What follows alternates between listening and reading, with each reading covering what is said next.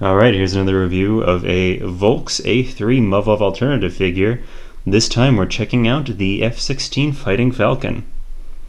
And yeah, also I got him here with some of his line mates. I got the F4 and the F-14 Tomcat. So the F-16 is meant to be a light fighter, so you can kind of see how he's a lot skinnier than either Mr. Thunderthigh's F4 or Sir Falls Down a lot F-14. Okay, so we're going to get these guys out of the way. I'm going to do a quick comparison with a similar design in the Revoltech line, and this is the F-18, and even in the Muv-Luv universe, the F-18 and the F-16 competed in a fly-off. So you kind of see, similar design. They're both light fighters. They have the svelte, nice calves. Anyway, so this guy is about 6.5 inches tall. This one's about 5.5 inches tall. These are more towards a 1/100 scale model kit. These are a bit more on 1/44 scale, a little bit bigger than that though. Anyway, they both are made almost entirely out of PVC, although the A3 figures are a bit more accurate to the original design and tend to look a little bit better too. So the F-16 overall is really surprised me when I got it. It's one of the more well-designed figures in terms of how the design doesn't really interfere with the articulation. Because the A3 figures are all about that line art fidelity.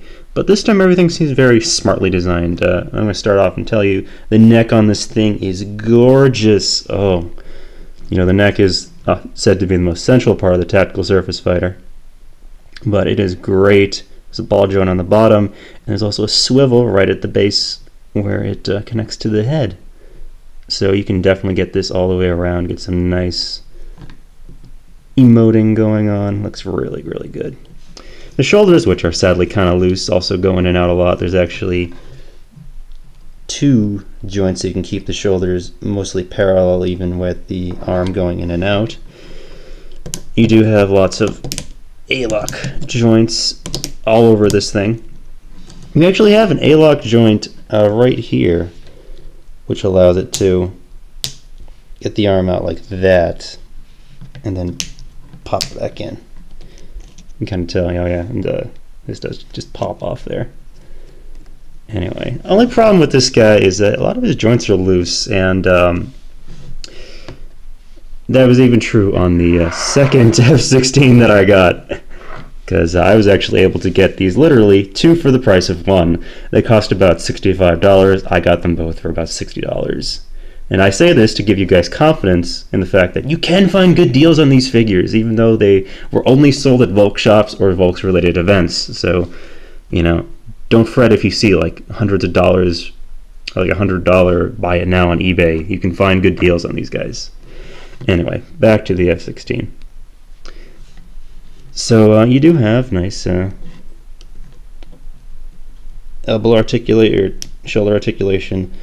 Elbows are double jointed with an A-lock joint. Hand swap in and out with a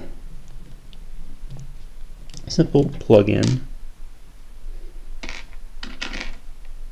Wrist joints. Works pretty well. The skirts move up and down, which allow you to get the, if you keep the skirt up, you can actually get this back. This is actually very tight, the hip joint. Yeah, you can get these pretty far forward, basically all the way forward. Just make sure you get the thing out of the way there. So yeah. Knees have a very nice bend to them. The feet, they move all the way around. They actually do tilt in. You get a bit of an ankle tilt. They actually move forward, which is very useful, which most of these A3 figures do not let you do because of how the feet are usually shaped. You can even get it pretty far back too, even past this little bar here.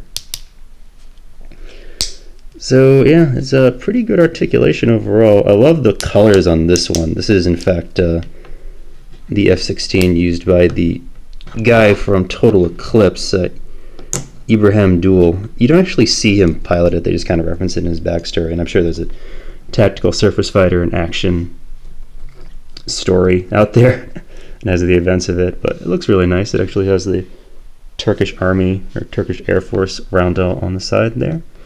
These guys look pretty good. He balances a bit better because of just kind of how lighter he is in general. Just the looseness of the joints on this one, kind of make it a bit of a bear to kind of get everything together, but still very, very sharply designed, very nice design. Also, one thing that seems to be kind of rare, at least on the ones I have, is that he actually does have a little sheath in here, kind of like a lot of Revoltech figures, which allows you to get the ab crunch very, very nicely and still keep that area covered with the appropriate detailing. So that's kind of what I mean by this is designed more action figure. You can kind of see on the back there. Looks pretty good.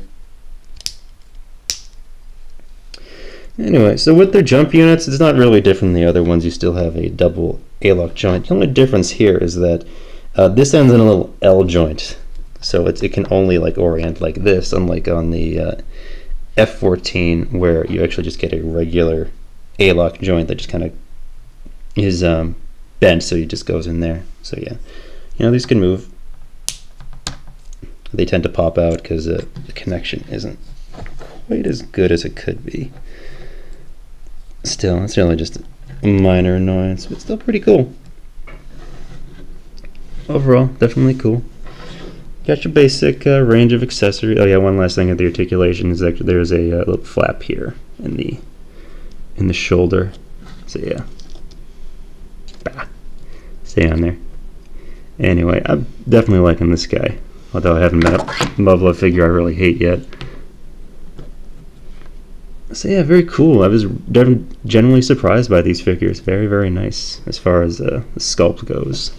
It's sharp as hell. And again, you got the same regular loadout of accessories. You can have either a gun with a mount pylon on it in the back, or you can just have a regular mount pylon in the back. They just plug it in and out. Comes with, splayed hands. You saw before it comes with fists, and it comes with hands with knives in them. The knife is actually molded into the hand. So yeah, basic loadout, pretty cool. The F-16 details are a bit more obvious on this one than they are, say, on some of the other designs. I don't actually have an F-16 just like regular diecast figure to show you, but I do have both a skydive and a heat seeker. So anyway, you can just kind of see right there. He's got the whole back of the airplane on his shoulders there. The jump units on the side there. They look kind of like the F-16. And also other little things like you got to balance these guys. That's the only problem with the uniform PVC construction. There we go. And also the singular intake on the bottom of the F-16 is replicated under here on the chest part. So yeah, pretty cool. Interesting figure. I love the color definitely on this one a bit more than the kind of plain gray American F-16. Also, you can see these guys can kneel pretty easily. So yeah, definitely like it. I really wish that this one had the American Air Force roundel on it. It does come with water slide decals, so you can put that on there. They both come with a bunch of decals, but this guy actually had the roundel applied out of the box. So yeah, again, they both kind of have loose shoulders. This one actually has a problem where it's very easy to take it apart like that. Just play around with some floor polish and fix that up. Still cool. I mean, these are definitely like the most action figure-y, like straight action figure-y designs in the whole A3 line. So I would look for these. And also they did do a remold as Sheath's J10X. So I assume it's about the same as far as articulation goes. So anyway, another cool Muv-Luv figure. Really liking him. I'm going to try to get some more and bolster our Muv-Luv reviews on CollectionDX. Oh, stay up there. Anyway.